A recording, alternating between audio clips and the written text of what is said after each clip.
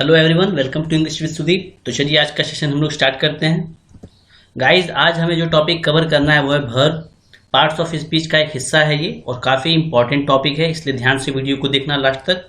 और वीडियो अगर पसंद आए तो उसको ज़रूर लाइक करना, अपने फ्रेंड्स ग्रुप में शेयर करना, एंड चैनल को सब्सक्राइब करना मत भूलना।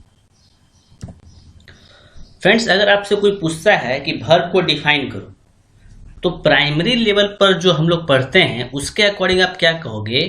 That verb is a word which defines the action. बस इतना ही कह के रह जाएंगे हम लोग कि वर्ब एक ऐसा वर्ड है जो कि एक्शन को बताता है। लेकिन क्या वाकई में बस इतना ही है डेफिनेशन? तो बिल्कुल नहीं। आज मैं आपको बताऊंगा एक इंटरेस्टिंग चीज जो आप लोगों में से शायद बहुत के लिए नई है। यहां पर वर्ब सिर्फ एक्शन को ही नहीं बताता है, ठीक है।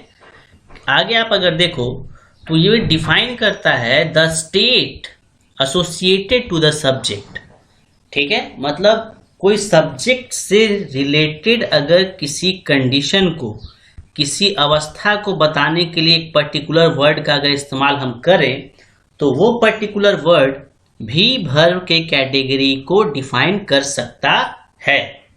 फॉर एग्जाम्पल, अगर मैं कहूं एक्शन के कैटेगरी से आप डिफाइन करो तो बहुत आसान है।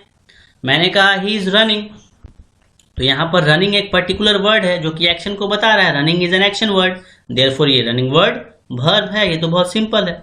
सेकंड, मैंने कहा ही इज प्लेइंग, तो खेलना भी एक एक्शन वर्ड है और we can say it is an activity, therefore playing यहां पर एक वर्ब है। लेकिन यहां पर स्टेट को कैसे समझें? कंडीशन को डिफाइन करने के लिए क्या वाकई में वर्ब का इस्तेमाल हो सकता है? देखते हैं जरा। मैंने कहा ही फील्स वेरी टायर्ड, वो बहुत थका हुआ महसूस कर रहा है। तो अगर वो थका हुआ महसूस कर रहा है तो एक्शन कहाँ हुआ भाई? इसमें फील करना कोई एक्शन के कैटेगरी में तो नहीं आता है। वह थका हुआ महसूस कर रहा है, तो वो जो महसूस कर रहा है क्या वो उसकी कंडीशन है? क्या वो स्टेट को डिफाइन कर सकता है? यस, देयरफॉर फील्स भी, जो कि एक्शन वर्ड की कैटेगरी में नहीं आता है, स्टेट की कैटेगरी में आता है, ये एक वर्ब हो सकता है। हो सकता है क्या? बिल्कुल है। Now second, he is a policeman, वह एक पुलिसमैन है। तो यहां पर वर्ब तो नहीं दिख रहा, इज दिख रहा है, लेकिन आप कहोगे इज तो एक्जुलरी वर्ब है।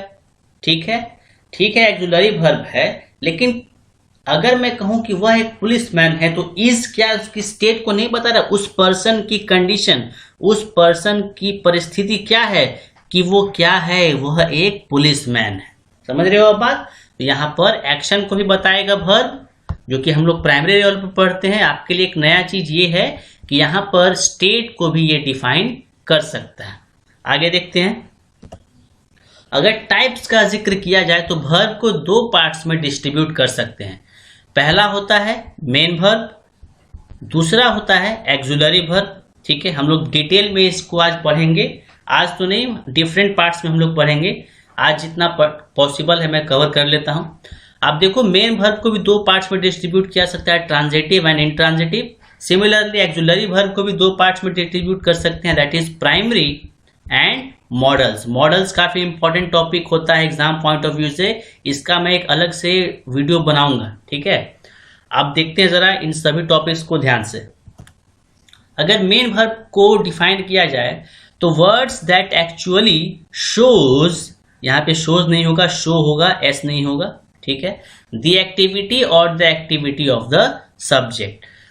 ऐसा कोई पर्टिकुलर वर्ड, ऐसा कोई पर्टिकुलर वर्ड जो कि किसी एक्शन को बताता हो या किसी एक्टिविटी को बताता हो, सब्जेक्ट के द्वारा परफॉर्म किया गया वर्ड।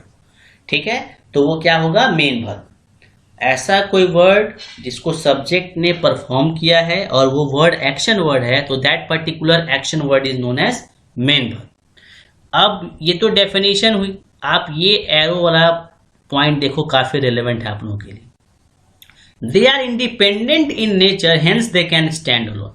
मतलब जो मेन वर्ब सेंटेंस में इस्तेमाल किए जाते हैं वो इंडिपेंडेंट होते हैं, मतलब उनको ऑब्जेक्ट की आवश्यकता नहीं है, ना तो सब्जेक्ट की आवश्यकता है। सब्जेक्ट की आवश्यकता हो सकती है लेकिन ऑब्जेक्ट की आवश्यकता बिल्कुल नहीं है।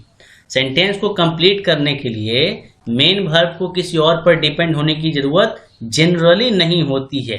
स्पेसिफिक केस में हो सकती है, आमतौर पर ऐसा नहीं होता। जैसे एग्जांपल से आप समझो, बहुत ही सिंपल से एग्जांपल मैंने लिए हैं, जैसे रीड हो गया, स्लीप हो गया, ये सारे जो है मेन वर्ब की कैटेगरी में आएंगे। ठीक है, पहला एग्जांपल देखो, राम ईट्स, राम खाता है। क्या ईट्स के बाद कुछ आया है? क्या खाता है, कैसे खाता है, कुछ है? नहीं है। इसका मतलब ये जो पर्टिकुलर वर्ड जो ईट है, एक्शन वर्ड है, खाना एक्शन है, तो ये वर्ब है। और यहाँ पर ये जो पॉइंट कह रहा था कि इंडिपेंडेंट रहता है, उसको किसी की जरूरत नहीं है, तो ये पॉइंट प्रूव कर रहा है कि ईट्स को किसी की जरूरत नहीं है कि क्या खा रहा है। ठीक है, बिल्कुल ये सेंटेंस अपने आप में कंप्लीट है। Second sentence, the boy is playing, लड़का खेल रहा है फुटबॉल। आप इमेज में देख सकते हो, लड़का फुटबॉल खेल रहा है, तो प्लेइंग एक एक्शन वर्ड है। ठीक है, और कोई भी एक्शन वर्ड क्या होता है? मेन वर्ब की कैटेगरी में आता है। नेक्स्ट पॉइंट देखते हैं, एक्सुलरी वर्ब क्या होता है? तो these verbs give more meaning to the main verb, मतलब जनरली इनका इस्तेमाल होता है सेंटेंस को ज्यादा बेहतर बनाने के लिए या मीनिंगफुल बनाने के लिए। ऑलराइट, लेकिन यहाँ पर एक रिलेवेंट पॉइंट क्या है? They can not give their meaning independently, मतलब सेंटेंस में इनको आप अकेला नहीं लिख सकते। ऑलराइट, कहने का मतलब बिना मेन वर्ब के इनका इस्तेमाल बहुत रेयर केस में होता है। ठीक है, जैसे मेन वर्ब को आप अकेला लिख सकते हो, उनको किसी की जरूरत नहीं है, लेकिन एक्सुलरी वर्ब के केस में क्या कंडीशन है कि इनको आप अकेला नहीं लिख सकते। एग्जाम्पल से आप समझ जाओगे। देखो नेक्स्ट पेज, जैसे मैंने कहा सीता विल, फर्स्ट एग्जाम्पल पे आप फोकस करो, सीता विल, तो विल एक एक्सुलरी वर्ब है और मॉडल वर्ब है। क्या सिर्फ सीता विल लिखने से सेंटेंस कंप्लीट होगा? बिल्कुल नहीं, it is N incomplete sentence. ठीक है, आप ओरली कह सकते हो सीता विल, आप किसी से स्पोकन इंग्लिश बात कर रहे हो, आप बिल्कुल कह सकते हो Sita will.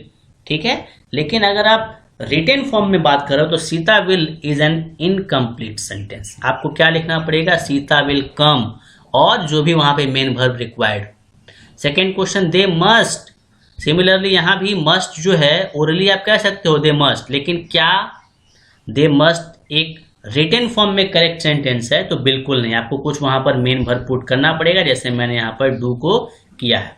Third question, he is, तो he is what, inappropriate sentence है ये अपने आप में, क्योंकि कंप्लीट नहीं है, तो आपको बोलना पड़ेगा, वहां पर एक मेन वर्ब डालना पड़ेगा, जैसे मैंने यहाँ डाला ही इज गोइंग। तो ये लाइन तो बिल्कुल करेक्ट थी हम लोगों की कि एक्सुलरी वर्ब को आप एक सेंटेंस में अकेला नहीं लिख सकते, इंडिपेंडेंट वो नहीं होता है, अनलेस स्पेसिफिक केसेस में हो भी सकता है। ठीक है, रिटन फॉर्म में आप नहीं कर सकते, ओरली आप बिल्कुल कह सकते हो। आगे देखते हैं। अब देखो, आप अगर एक्सुलरी वर्ब को दो पार्ट्स में डिस्ट्रीब्यूट किया जा सकता है, एक होता है प्राइमरी एक्सुलरी वर्ब, दूसरा होता है मॉडल वर्ब। आज की क्लास में हम लोग मॉडल को कवर नहीं कर पाएंगे क्योंकि बहुत वास्ट टॉपिक है ये, आज सिर्फ इंट्रोडक्शन है, तो आप समझो। प्राइमरी मॉडल को भी तीन भाग में डिस्ट्रीब्यूट किया गया है, एक होता है to be form, to do form and to have form.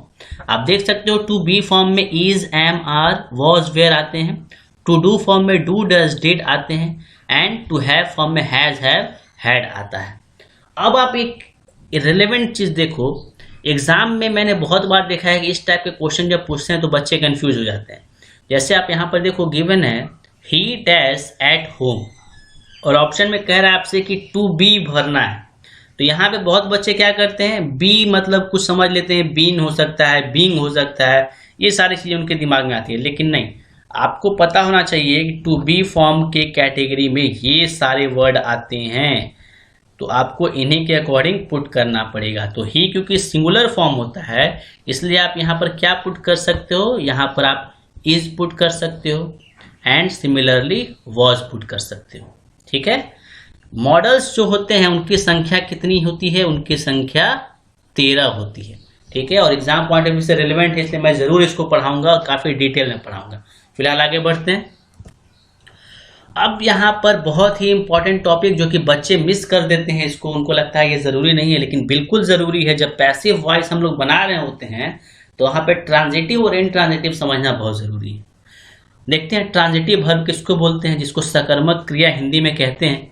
When an action done by the subjects is transferred to the object, that verb is considered transitive verb। मतलब कोई एक्शन अगर सब्जेक्ट के द्वारा या सब्जेक्ट्स के द्वारा, ये singular भी हो सकता है यहाँ पर, अगर ट्रांसफर किया जाता है ऑब्जेक्ट पर, मतलब कोई टास्क किया जाए, उसका इम्पैक्ट अगर ऑब्जेक्ट के ऊपर पड़ रहा है, तो जिस पर्टिकुलर वर्ब का इस्तेमाल किया जाएगा वो किस कैटेगरी में आएगा? Transitive verb. मेरी बातों को आप फिर से ध्यान से सुनो।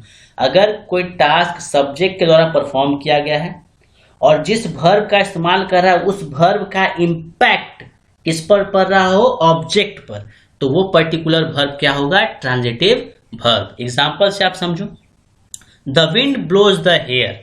यहां पर सब्जेक्ट क्या है? The wind. ब्लो मतलब क्या होता है? बहना। विंड जो है ब्लो कर रही है, तो ब्लो करने का काम विंड कर रहा है, तो विंड सब्जेक्ट है, इसमें तो कोई डाउट ही नहीं होना चाहिए आपको।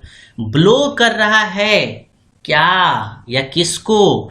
तो हेयर को। हवा जो है वो बालों को लहरा रही है, ठीक है। Similarly the man loves his children. The man subject है, आदमी जो है प्यार करता है, उसका इम्पैक्ट किस पर पड़ रहा है? लव का इम्पैक्ट किस पर पड़ रहा है? उसके बच्चों पर। तो यहां पर लव क्या है? ट्रांजिटिव वर्ब है। अब आप बहुत ही सिंपल सा लैंग्वेज में चीजों को समझो।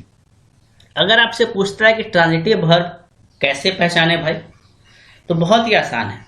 अगर आप देखते हो कि किसी मेन वर्ब का इस्तेमाल हुआ है, जैसे यहां पर ब्लो का इस्तेमाल हुआ है, और अगर आप उस पर्टिकुलर वर्ब से जो सेंटेंस में इस्तेमाल किया गया है उससे आप दो सवाल पूछते हो, क्या है वो दो सवाल? या तो आप व्हाट लगाकर उससे सवाल पूछो या हुम लगाकर सवाल पूछो।